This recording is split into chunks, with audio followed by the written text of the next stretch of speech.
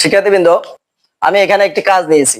দেখো, কাজটা হলো যদি tan θ = x/y হয়, তবে x sin θ plus y cos θ বা x sin θ minus y cos θ এর মান নির্ণয় করো। তাহলে আমরা মানটা কিভাবে নির্ণয় করতে পারি? আমাদের কিন্তু দেয়া আছে এই অংশটুকু, যেহেতু আমরা জানি যে হলে যদি হয় থাকে তাহলে সেই অংশটা দেয়া থাকে। তো এই অংশটা তাহলে আমার দেওয়া আছে এইটুকু। আমরা এটাকে কিভাবে করতে পারি? tan θ = x/y।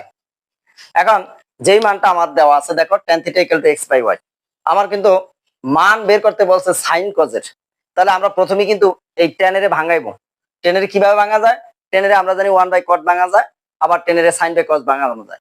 আমরা এখানে sin/cos এ ভাঙাবো।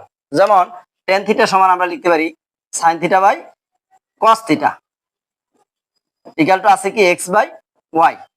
এইবার যেটার মান নির্ণয়, যে রাশিটার মান নির্ণয় করতে বলছে, দেখো এখানে আসছিল x sin θ, তার মানে কি এই sin θ সাথে একটা x আছে, আর এখানে আছে y cos θ, তার মানে cos θ লগে আছে কি y। আমরা এই রাশিটা বানানোর জন্য এই sin θ লগে একটা x গুণ করলাম, আবার একইভাবে cos θ লগে একটা y গুণ করলাম। যেটা এই পাশে গুণ করছি সেটা ওই পাশেও গুণ করুন, তার মানে কি উপরে আমরা লবে গুণ করছি কি x, তো এ একটা x আর আগের আছে একটা, তাহলে x x x স্কয়ার, নিচে একইভাবে y আর গুণ করছি y, তার মানে কি y স্কয়ার। এবার মান যেটা বের করতে বলছে, দেখো উপরে আছে প্লাস, নিচে আছে মাইনাস। আমরা তাহলে এই রাশিটাকে যোজন বিয়োজন করব। যোজন কি? উপরের রাশি যোগ নিচের রাশি, আর বিয়োজন হলো উপরের রাশি বিয়োগ নিচের রাশি।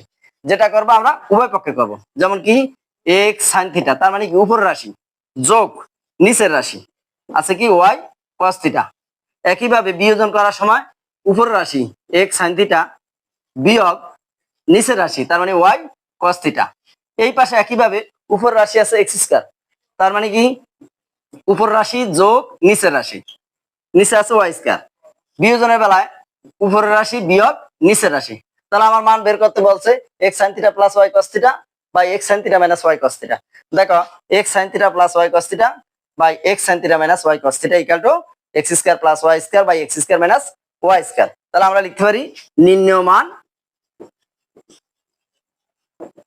x square plus y square by x square minus y square.